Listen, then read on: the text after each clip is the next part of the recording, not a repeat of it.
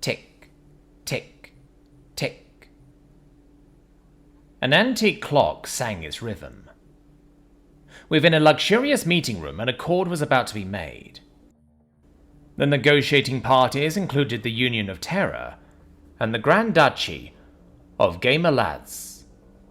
Both nations had grown increasingly hostile towards one another, as straight lines on the galactic map had caused a border dispute. It was common knowledge that violence is not always the answer. The price for bloodshed, more often than not, outweighed the benefits. You may receive a few systems, but for what? Millions, even billions could die in a single conflict. Those who lost their loved ones would ask for accountability, which would not bode well for the politicians' approval rating. And more importantly, wars tend to cause a dip in a nation's GDP. No sane state person liked the idea of an economic recession. And so, to avoid a wasteful war, both nations negotiated. The Carpathian Republic mediated the assembly, as well as providing a spot at their grand hotel.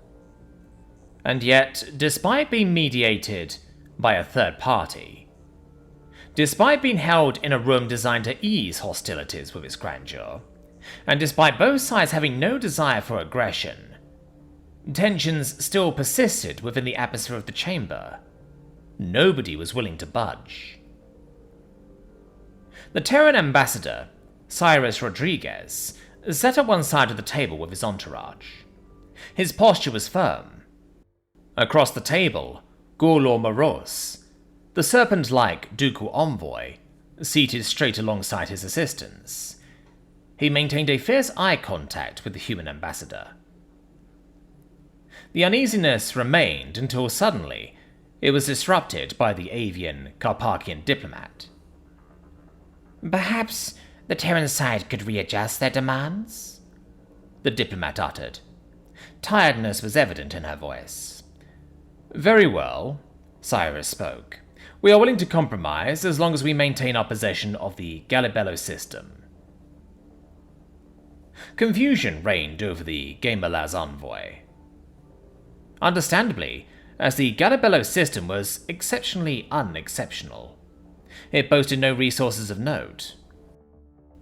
It was not located in a central position within the intragalactic network. The only central thing was the dim and trivial red star. It was only one of the systems in the galaxy. Perplexed, Gullible raised a question. "Out of our curiosity, what is the significance of the Gallibello system?" "The exact reasons for Gallibello's strategic importance to the Union is not of your concerns," Cyrus stated. "However, you should understand that the system is relevant to our Project Highway." Project Highway? One of the Union's many industrial plans. While it was still ongoing, its impact on the Terran economy was evident. The Union became a manufacturing powerhouse, with factories churning out products that drowned the galactic market with consumer goods. But what made a useless backwater system so essential to this scheme? Had the Terrans discovered reserves of energy? Had they found deposits of rare minerals? Or perhaps an ancient artifact was buried somewhere in the system? With these questions lying within his mind, Gullible requested, "Our side of this negotiation wish for this meeting to be adjourned for the day and continue tomorrow." All sides, exhausted from the dialogue, agreed. All representatives stood up and left the room. On his way to an accommodation, the Gallibello's envoy contacted the Prime Minister.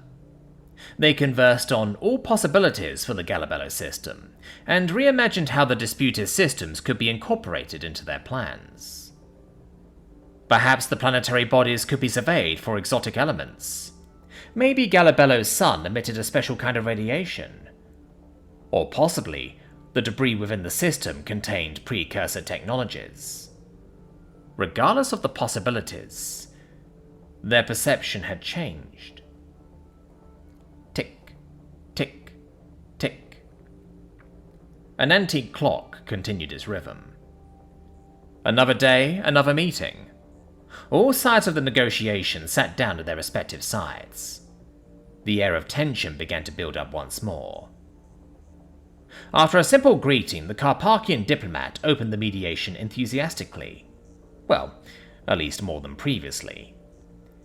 Perchance the Gemalaz representatives would like to inform us of their revised demands? We do, Gullible stated. After much deliberation, we considered the Gallibello system to be central to our development projects as well. Pardon me? The Terran ambassador raised his voice. He was unmistakably confused. As we have mentioned previously, that system is crucial for our projects. What makes it so significant to your nation? Ambassador Rodriguez, would you please calm your voice down? The Carpakian diplomat mediated. Ambassador Maros, would you like to elaborate? Hearing that, Gullible replied, smugly. The exact reasons for Gallibello's strategic importance to the Grand Duchy is not of your concerns. The Terran ambassador closed his fist, tightly. It seems as if his plans were thwarted. Just as he opened his mouth, ready to raise his voice once more, his assistant tapped his shoulder to calm him down. Then they had a short discussion. Very well, Cyrus spoke. Considering Gallibello's prominence, we are willing to part with it only if the Grand Duchy is willing to also part with other disputed systems. Gullible tried to maintain composure. He attempted to hide his joy, usually expressed via his species equivalent to a smile, which, coincidentally, is a smile. He felt victorious, as the Terrans were unable to hide their petty schemes from the Grand Duchy. That seems to be an appropriate demand, the Gemalaz ambassador spoke. Perhaps an agreement is achievable after all. After a lengthy discussion, both sides settled. The Grand Duchy receives the valuable Gallibello system, while the Union received the rest of the disputed territories. In an instant, Gullible became a celebrity. He became a household name for his achievements of ruining the Union of Terra's plots. He became known as the person who provided Gallibello to the Grand Duchy.